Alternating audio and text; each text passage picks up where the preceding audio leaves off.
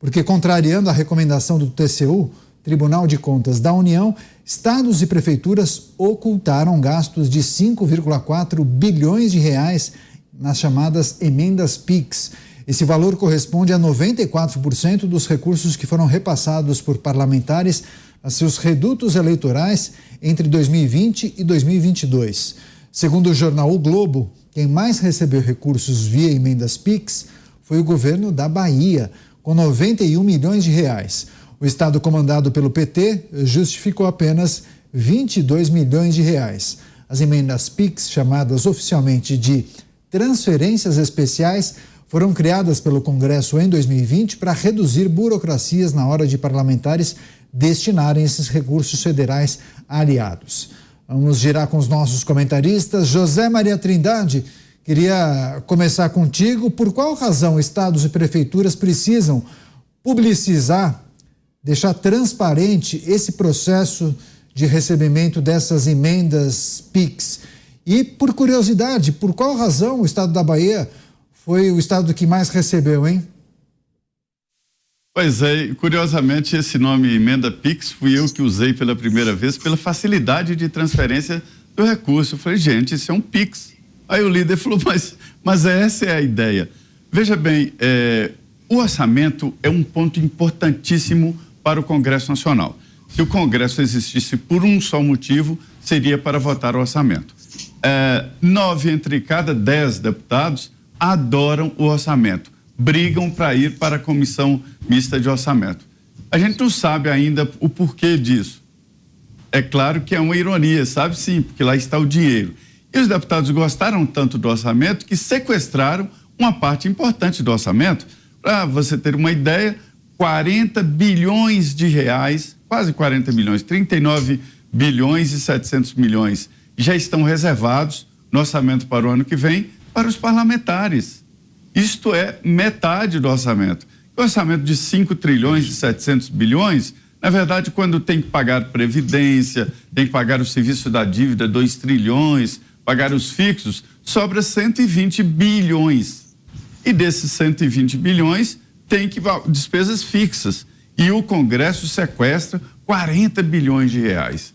Então, assim, os deputados e senadores dominaram o Congresso Nacional. Isso é negativo porque é um gasto mal feito, porque é pulverizado.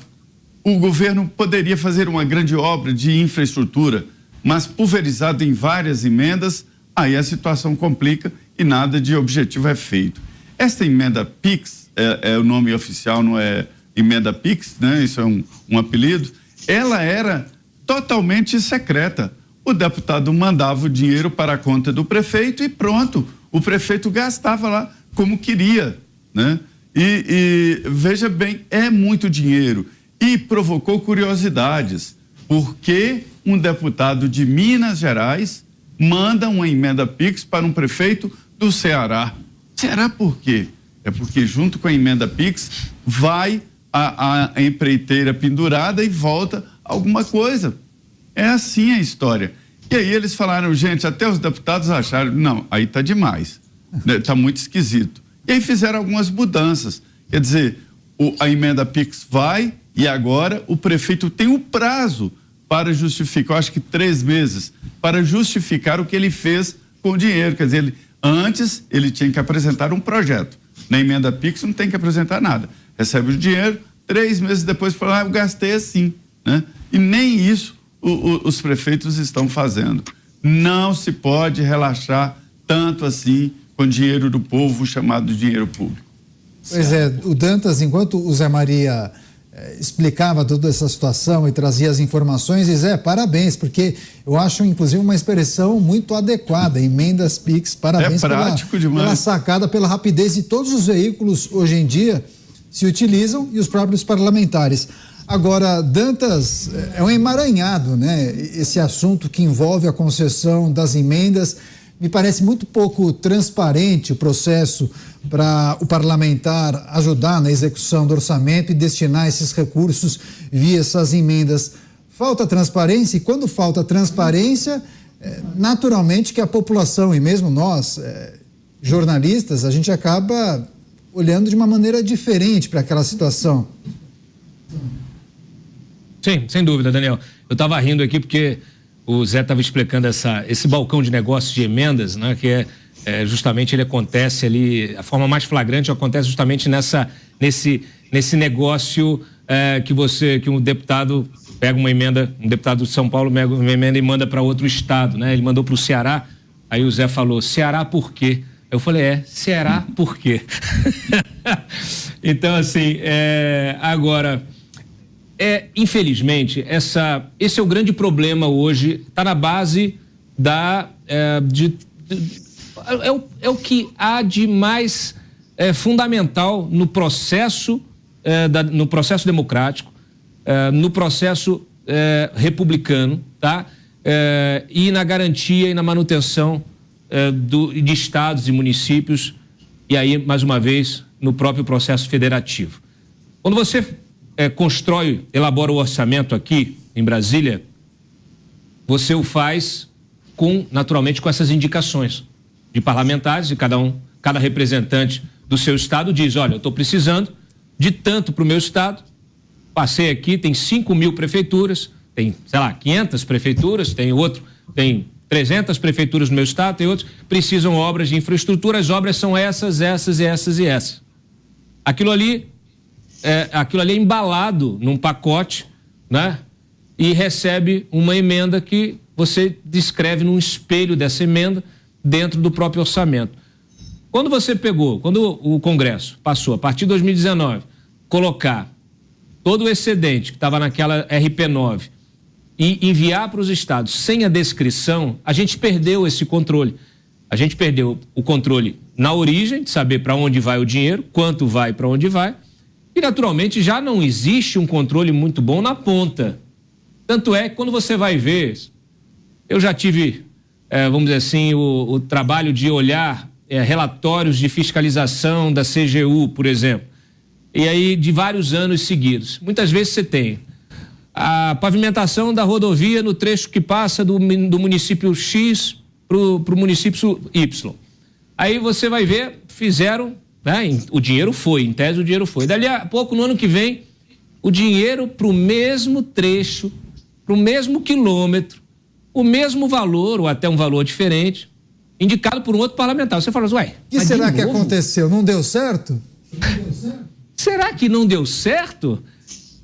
Será que colocaram uma camada de asfalto sobre outra camada? Então a gente já deve ter 1,5 metros de estrada, né, de rodovia.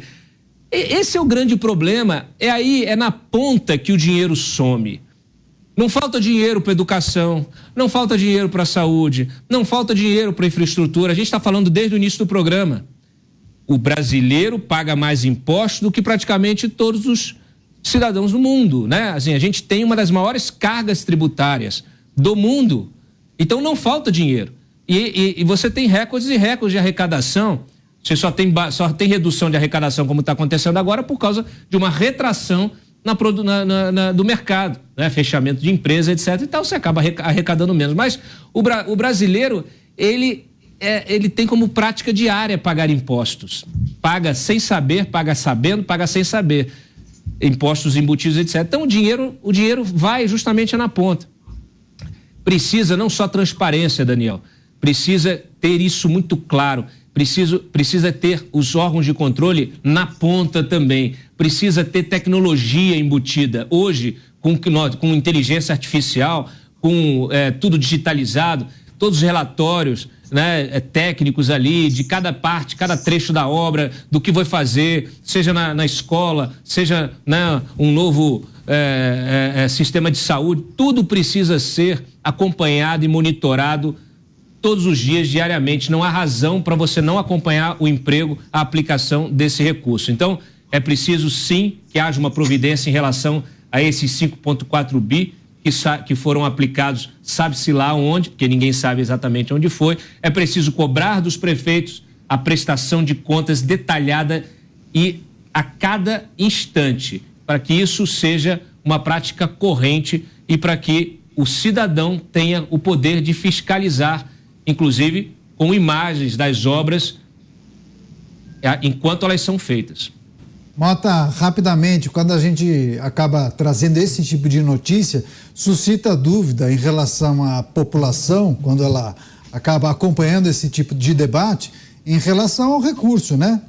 Foi aplicado no quê? E a gente não está falando de um dinheiro que é do governo, não. Esse dinheiro é nosso, né, Mota? Rapidamente. Não existe dinheiro do governo. O único dinheiro que existe é o dinheiro do pagador de impostos. Isso aí, Daniel, é uma das coisas mais incompreensíveis do Brasil para mim.